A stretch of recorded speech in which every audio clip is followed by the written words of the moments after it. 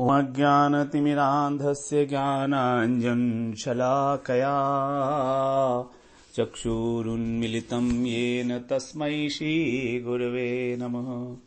वाञ्छाकल्पतरुभ्यश्च कृपासिन्धुभ्येव च पतितानां पावनेभ्यो वैष्णवेभ्यो नमो नमः। नमो महावदान्याय कृष्ण प्रेम प्रदायते कृष्णाय कृष्ण चैतन्य नाम्ने गौरत्विषे नमः।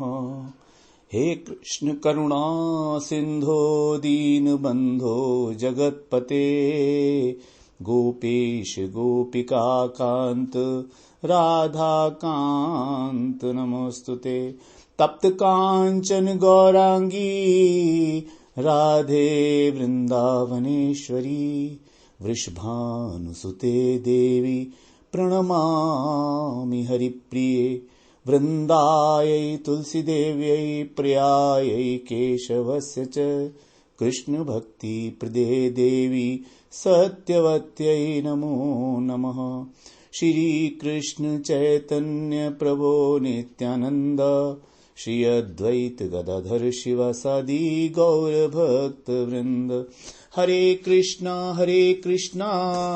कृष्णा कृष्णा हरे हरे, हरे राम राम राम हरे हरे।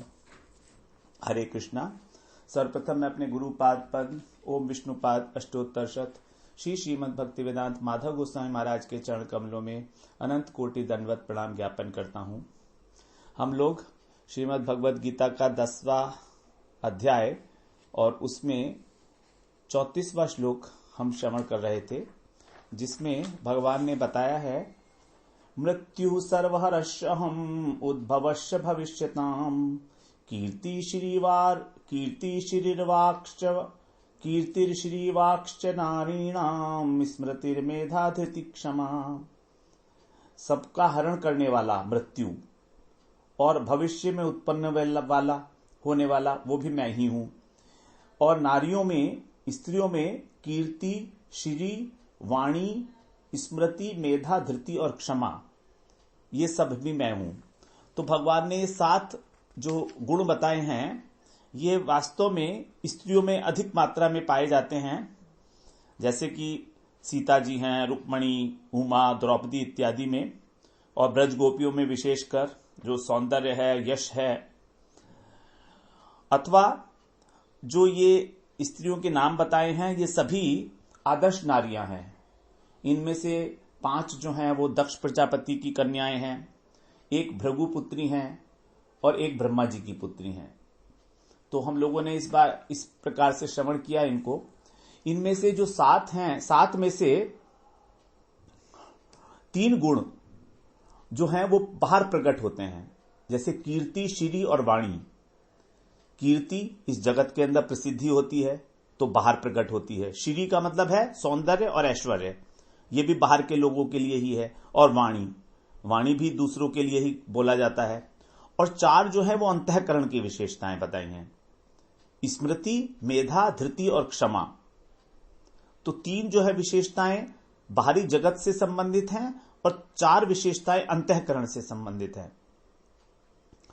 इस प्रकार इन 7 को अपनी विभूति बताने का तात्पर्य है कि यदि किसी मनुष्य में इनमें से एक भी गुण दिखाई दे तो हमें उस व्यक्ति विशेष की विशेषता ना मानकर भगवान की स्मृति होनी चाहिए, भगवान की याद आनी चाहिए कि देखो तो मेरे भगवान, मेरे प्रभु ने इनको कितनी अच्छी विभूति से अलंकृत किया है तो भगवान की विभूति ना। यदि किसी की स्मृति शक्ति बहुत अच्छी है, स्मरण शक्ति बहुत अच्छी है, यदि किसी के अंदर क्षमा का गुण है तो हमें तुरंत भगवान का स्मरण होना चाहिए, क्योंकि भगवान ने ही उसको उस गुण के साथ अलंकृत किया है। उस व्यक्ति की विशेषता नहीं, वो भगवान की विशेषता है, भगवान ने उसको चुना है। अब कारण कुछ भी रहा हो, लेकिन भगवान ने उसको चुना है कि जो भगवान की स्पेशल एक विभूति है वो उसके माध्यम से प्रकट हो संसार में, प्रकाशित हो संसार के अंदर।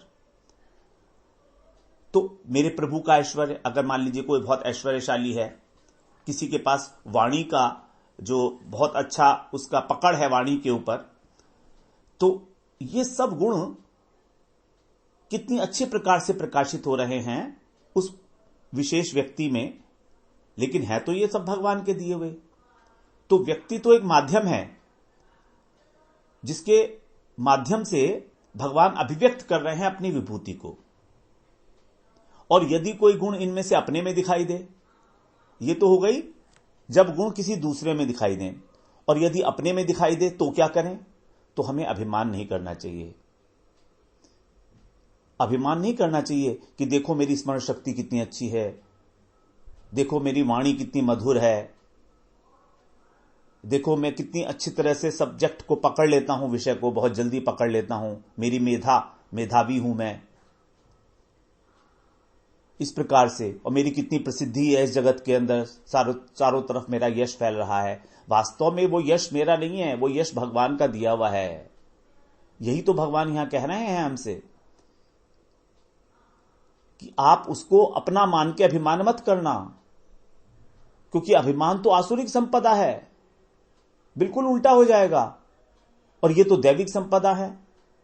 अब उस दैवी संपदा हमको यदि कोई मिलती है और हम उसके ऊपर अभिमान करने लगे, घमंड करने लगे, तो हम दैवी आसुरी संपदा से संयुक्त हो जाएंगे।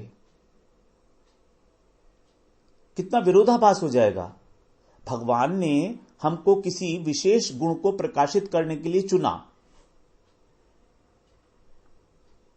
और हम ये भूल कर बैठे कि उसको अपना मानकर अभिमान करने लगे। इस बात का हमें विशेष रूप से ध्यान रखना चाहिए। हम उसे अपना ना माने, उसमें भी भगवान की कृपा का दर्शन करें, और उसमें यह देखें कि भगवान ने यह गुण मुझे दिया है, तो इसका क्या कारण है? इसका कारण यह है कि मैं इस गुण के माध्यम से इस जगत का कल्याण कर सकूं। किसी ना किसी प्रकार मैं भगवान के हाथों का एक इंस्ट्रूमेंट बन जाऊं, जिससे कि मेरे द्वारा कम से कम एक व्यक्ति का तो कल्याण हो। केवल एटीट्यूड की ही बात है। वही गुण दुर्गुण बन जाएगा और वही गुण सद्गुण बन जाएगा। वही गुण दैवी संपदा, वही गुण जो है हमको आसुरिक संपदा में ले जाएगा। बिल्कुल विरोधाभास। और देखा जाता है इस प्रकार से कलयुग के अंदर। कलयुग के अंदर तो विशेषकर हम लोग अभिमान से ग्रस्त हो गए हैं। यदि हम अभिमान नहीं करते तो इसको भी एक दोष माना जाता है कलयुग में। बड़ा आश्चर्य का विषय है ये। सारा का सारा समाज हमको हमारे अहंकार को पोषित करने में ही लगा हुआ है, और हम स्वयं भी लगे हुए हैं। लेकिन हमें ऐसा सोचना है कि इस गुण के माध्यम से मैं अपना कल्याण करूं, और जो भी व्यक्ति मेरे संपर्क में आए, जिसके भी हृदय को मैं स्पर्श करूं, उसका किंचित मात्रा में कम से कम कुछ थोड़ा सा तो कल्याण हो। उसके अंदर भगवान के प्रति थोड़ी सी रुचि तो जागृत हो जाए। भगवान ने मुझे निमित्त बनाया है किसी विशेष कार्य के लिए, तभी तो मुझे ये संपदा दी है उन्होंने। इसलिए हमें पूरे मनोयोग के साथ अपना पूरा मन लगा के 100% उस अपने गुण विशेष को सेवा में लगाना चाहिए। और उस सेवा का उद्देश्य केवल एक कि किसी का उद्धार हो जाए, आत्मा का उद्धार हो जाए किसी की। और वास्तव में भजन करने की प्रेरणा देने से अधिक किसी का क्या उपकार हो सकता है। जितना कोई भी हम उपकार करेंगे वो सब नाशवान है। लेकिन यदि कम से कम एक व्यक्ति ही हमारे कारण भजन में प्रवृत्त हो सके, तो समझिए जीवन कृतार्थ हो गया। हमारा जीवन कृतार्थ हो गया। सच मानिए, बिल्कुल कृतार्थ हो गया।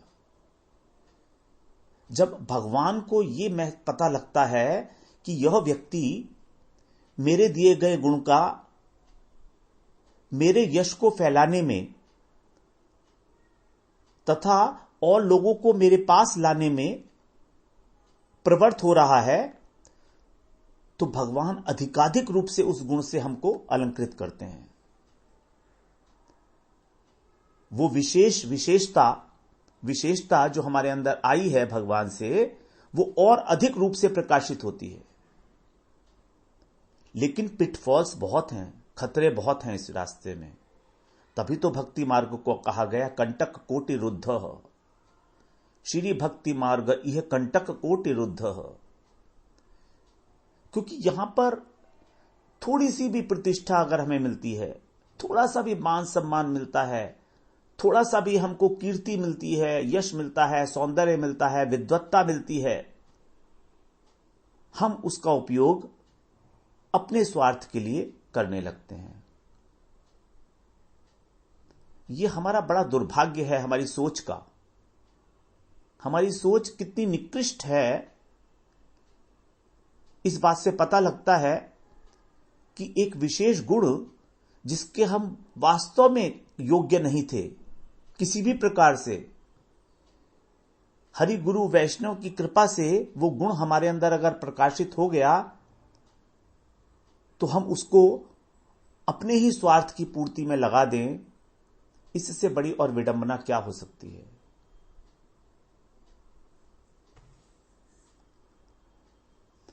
उदाहरण के लिए, जैसे लोमेश ऋषि थे, लोमश ऋषि, उनके श्राप से काकभूषणी जी ब्राह्मण से कौवा बन गए थे।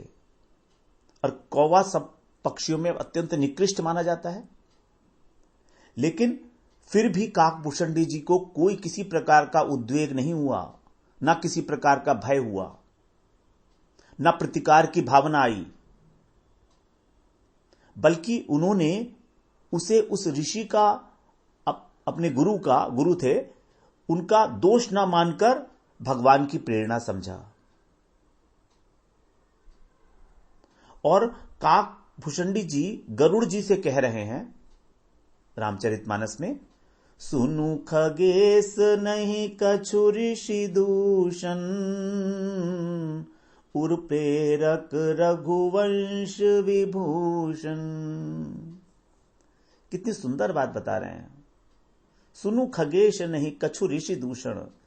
हे गरुड़ जी, इसमें ऋषि का कोई भी दूषण, कोई भी अवगुण नहीं है, कोई भी दोष नहीं है।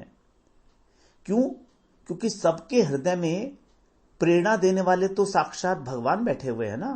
उर प्रेरक रघुवंश विभूषण।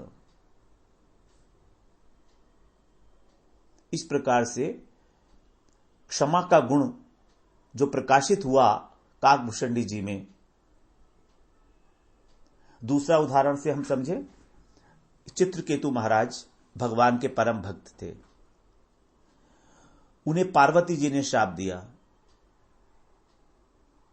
कि तुम असुर हो जाओ। बिल्कुल भी उद्वेग नहीं हुआ उनको। यदि वो चाहते तो पार्वती जी को भी श्राप दे सकते थे, लेकिन उन्होंने उसको स्वीकार किया, हाथ जोड़कर स्वीकार किया, शिरोधार्य किया उसको। और वही जब उनका वहां से पतन हुआ, श्राप पतन तो नहीं कह सकते इसको, लेकिन जब वो वृत्तासुर बने तब उनका इंद्र से युद्ध हुआ। इसी वृत्तासुर को मारने के लिए ही इंद्र ने दधीचि ऋषि से उनकी हड्डियां मांगकर अब वज्र बनाया था। तो उसी वज्र से जो है वृत्तासुर का वध हुआ था। तो उसी वृत्तासुर का वध जब युद्ध हो रहा था इंद्र के साथ, तो अंतिम 4 श्लोकों में, अंत में 4 श्लोकों के अंदर भगवान की स्तुति कर रहे हैं वृत्तासुर जी। देखिए वो भक्ति है ना, पुराने जन्म की चित्रकेतु महाराज की भक्ति है ना, वो रंग ला रही है। युद्ध स्थल में खड़े हुए भगवान से प्रार्थना कर रहे हैं। किसी भी प्रकार का मन में कोई क्षोभ नहीं हुआ चित्रकेतु महाराज के। माता कहकर प्रणाम किया पार्वती जी को। ये है क्षमा का भाव भक्तों के अंदर। केवल भक्त ही, केवल वैष्णव ही क्षमा गुण से विभूषित हैं, क्योंकि उन्हीं के अंदर दैवी संपदा का विकास देखा जाता है। इस प्रकार हमारे सभी प्राणियों के मन में जो जो भी सात्विक भाव हैं, दैविक संपदा है, विशेष गुण हैं, उन सब के मूल में भगवान की प्रेरणा है। उसी को देखना चाहिए। काकभूषण जी वही देख रहे हैं ना, उर प्रेरक रघुवंश विभूषण। भगवान की ही प्रेरणा से सब कुछ हुआ है। इस प्रकार से हम लोग हमेशा भगवत चिंतन में रह सकते हैं। केशु केशु च भावेशु चिंत्योसी भगवन्मया। किस किस भाव में मैं आपका चिंतन करूं, किस किस व्यक्ति में, किस किस पदार्थ में, किस किस भाव में मैं आपका चिंतन करूं। तो यदि हम देखें तो जितने भी संसार के अंदर भाव हैं वो सब तो भगवान से प्रकाशित हुए हैं। तो हम सभी प्रकार के भाव में भगवान का चिंतन कर सकते हैं। कोई भी ऐसा भाव नहीं जिसमें भगवान का चिंतन ना किया जा सके।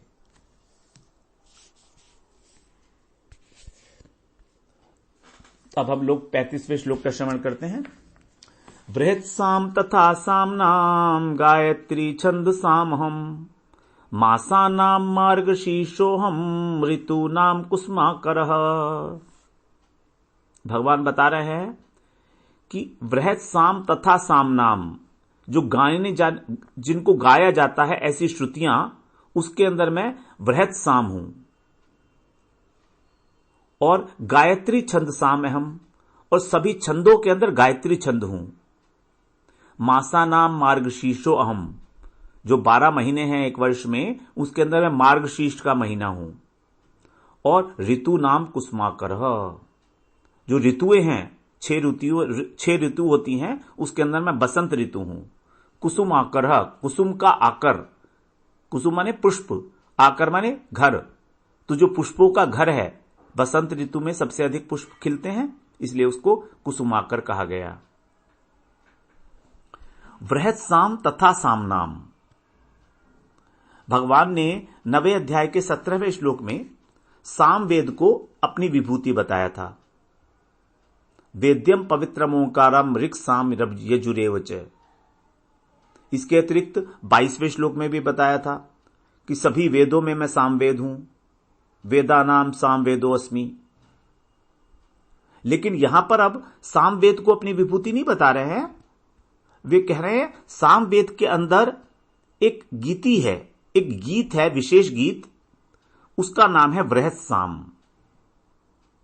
इस बृहत् साम गीत के द्वारा इंद्र रूपी भगवान की स्तुति की गई है। सामवेद में स्तुति परक जो मंत्र हैं, उसमें स्तुति इंद्र की गई है, लेकिन इंद्र एक प्रतीक मात्र है। इंद्र के माध्यम से भगवान की ही स्तुति की जा रही है वेदों में। साम का अर्थ होता है गीति, गीत। तो सामवेद में जो सबसे प्रधान गीत है वही है बृहत् साम। इसीलिए भगवान ने बृहत् साम को अपनी विभूति बताया। बृहत् साम तथा सामनाम। अब गायत्री छंद साम अहम। वेदों में जितनी भी ऋचाएं हैं वो अलग अलग छंदों के अंदर गाई गई हैं। सभी छंदों के अंदर है, अलग अलग अनेक प्रकार के छंद होते हैं संस्कृत में। तो उनमें जो गायत्री छंद होता है वो सबसे प्रधान होता है। गायत्री जो है भगवान के स्वरूप की प्रकाशिका है। वेद माता भी कहा जाता है गायत्री को, क्योंकि इसी से वेद प्रकट हुए हैं। और हमारे ग्रंथों में, स्मृतियों में, शास्त्रों में गायत्री की बहुत महिमा गाई गई है। जैसे मान लो गायत्री हमारा जो गौरव है भारतीय वैदिक संस्कृति का, वो गौरव है उसका गायत्री।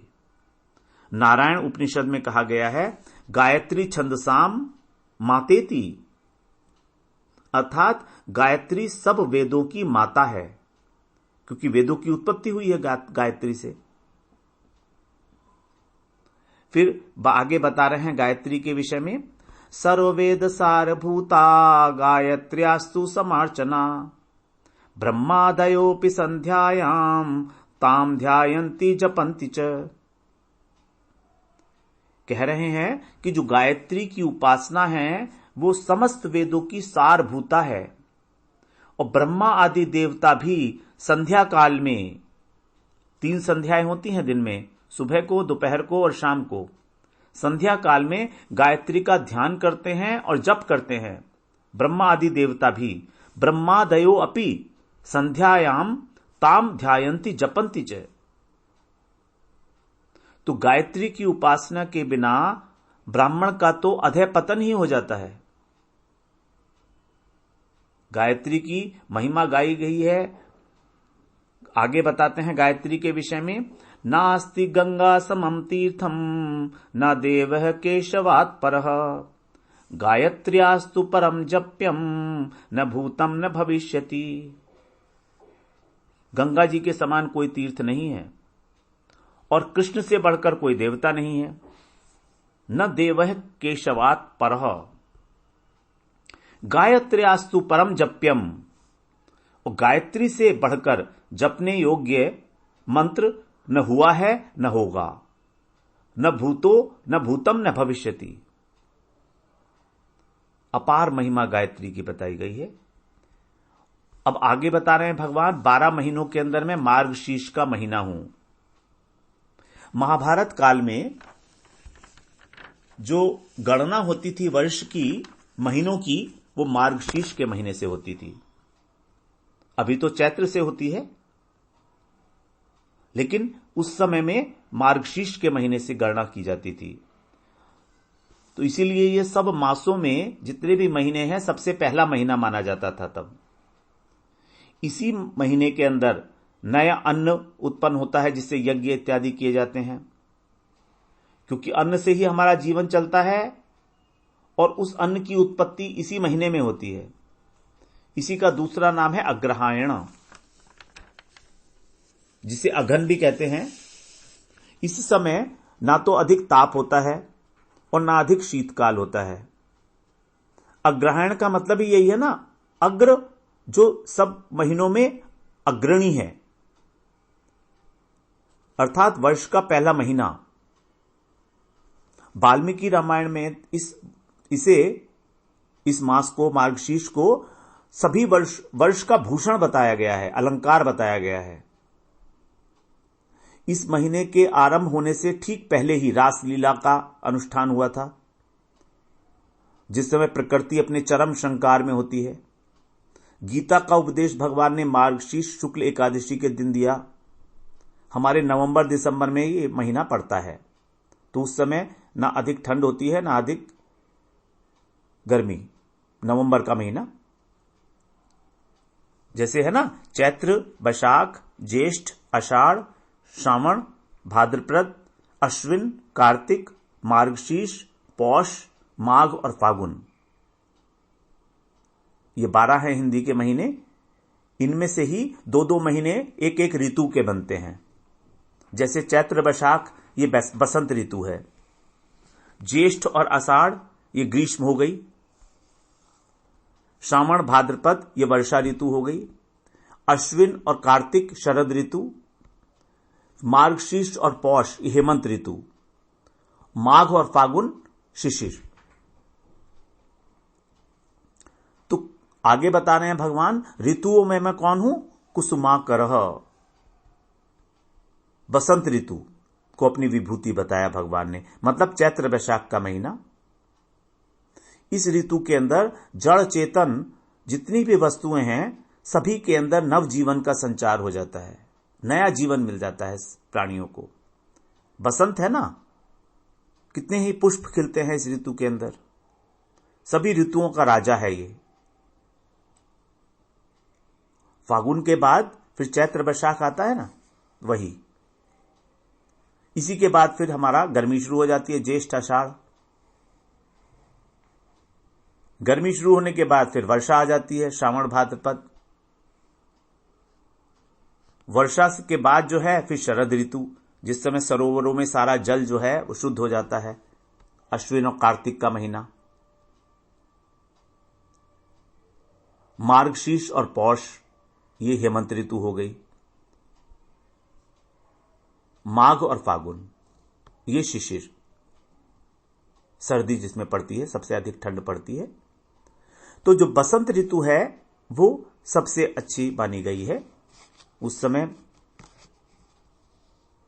हमारे जो पुष्प हैं सारे कुसुमाकर है, इसी को बोला गया। इसी ऋतु के अंदर महाप्रभु का आविर्भाव होता है, बसंत ऋतु में ही। इस ऋतु में बारिश नहीं होती हैं तो भी वृक्ष और लताएं जो है उन पर पुष्प लग जाते हैं, फूल लग जाते हैं। बारिश का महीना तो नहीं है ये, लेकिन तो भी। तो इस प्रकार से भगवान ने यहां पर बताया कि किस प्रकार से सामवेद के अंदर वृहत साम नाम का जो गीति है वो भगवान का ही स्वरूप है। समस्त छंदों के अंदर जो गायत्री छंद है सबसे इंपॉर्टेंट, सबसे मुख्य, वेदों की माता, जिसका ब्रह्मा जी तक भी पाठ करते हैं, जप करते हैं, ध्यान करते हैं गायत्री का। गायत्री की बहुत महिमा है। इसीलिए जब हमारा दीक्षा होती है उस समय ब्रह्म गायत्री दी जाती है, जिसका 3 संध्याओं के अंदर हम लोग संध्या वंदन करते हैं। आहनिक बोलते हैं हम उसको। संध्या का समय होता है, संध्या का समय होता है जब सूर्य जिस समय उगता है उससे थोड़ा पहले और उसके थोड़ा बाद तक। उसी प्रकार सूर्यास्त के समय थोड़ा सा पहले और थोड़ा सा बाद में तक। और दोपहर का समय, जिस समय सूर्य बिल्कुल अपने पीक पर होता है उस समय। तो ये 3 संध्या काल बनाए गए हैं। ये 3 संध्या काल बड़े पवित्र हैं। इसमें जो भी जप किया जाएगा या ध्यान किया जाएगा वो उसका बड़ा फल मिलता है, बड़ी महिमा है इसकी। तो गायत्री का 3 बार जो है वो किया जाता है। गायत्री संध्या, संध्या वंदन भी बोलते हैं उसको, आहनिक भी बोलते हैं। तो गायत्री की तो महिमा है ही। और मार्गशीर्ष का महीना भगवान ने बताया वो भी मैं ही हूं, क्योंकि इसमें अन्न की उत्पत्ति होती है। और ऋतु नाम कुसुमाकर, बसंत ऋतु वो भी मेरी ही विभूति है। तो इस प्रकार से हम देख रहे हैं कि कुछ छोड़ा ही नहीं है। पूरे वर्ष के अंदर भगवान ही समय है, भगवान ही ऋतु हैं, भगवान ही महीना भी हैं, भगवान ही हमारी गायत्री हैं, भगवान ही जो हैं वो वेद हैं, सामवेद हैं। सामवेद के अंदर जो गीति है वो भी भगवान है। मतलब क्या चीज ऐसी है जो भगवान नहीं है, जो विशेष है और भगवान की विभूति नहीं है? ऐसा कुछ है ही नहीं। तात्पर्य यह हुआ कि हर वक्त, हमेशा, हर स्थान पर हमें भगवत स्मरण रहे। केशु केशु च भावेशु चिंत्योसी भगवन मया। हे भगवन, मैं किस किस भाव से आपका चिंतन करूं? अर्जुन के प्रश्न का उत्तर दे रहे हैं भगवान कि तुम जहां भी विशेषता देखो, मेरा चिंतन करो। किसी भी वस्तु में, किसी भी व्यक्ति में, किसी भी भाव में, किसी भी परिस्थिति में। तो इस प्रकार से हम लोगों ने यह श्लोक अभी श्रवण किया, 35वां श्लोक। अगले सत्र में हम लोग फिर 36वें श्लोक को श्रवण करेंगे। वांछा कल्पतरुभ्यश्च कृपा सिंधुभ्यैव च पतितानां पावनेभ्यो वैष्णवेभ्यो नमो नमः।